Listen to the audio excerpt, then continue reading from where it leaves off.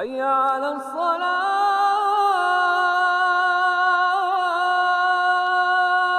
আমাদের ওয়েবসাইটে স্থান পেয়েছে। এজন্য আমাদের লক্ষ্মীপুরবাসীর পক্ষ থেকে আমরা অশেষ ধন্যবাদ জ্ঞাপন করতেছি। এই মসজিদটার সম্বন্ধে যে ওইখানে যে তারা ওয়েবসাইটে যে প্রকাশ করছে, এটাতে আমরা খুবই গর্বিত।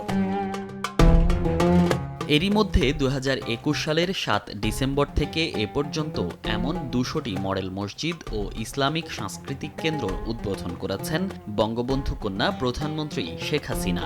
সারা দেশে এমন 564টি মডেল মসজিদ নির্মাণ করা হবে। এই প্রথম মুসলিম বিশ্বে কোনো দেশের সরকার প্রধান একসঙ্গে এতগুলো মসজিদ নির্মাণ করছে, যা ইতিহাসের এক বিরল দৃষ্টান্ত।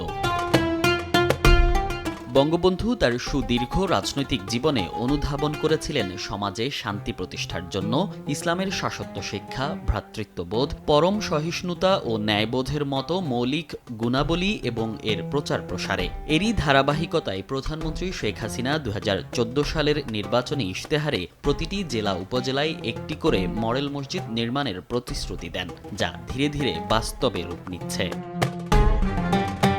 এদিকে ঝড় জলোচ্ছ্বাসের মতো প্রাকৃতিক দুর্যোগে যাতে মুসল্লিরা ক্ষতির শিকার না হন, সেভাবে নিচতলা ফাঁকা রেখে নির্মাণ করা হচ্ছে উপকূল এলাকার মসজিদগুলো। 3 ক্যাটাগরিতে মসজিদগুলো নির্মিত হচ্ছে। সবগুলো মসজিদ হয়ে গেলে লাইব্রেরি সুবিধার আওতায় প্রতিদিন 34,000 পাঠক একসঙ্গে কোরআন ও ইসলামিক বই পড়তে পারবেন।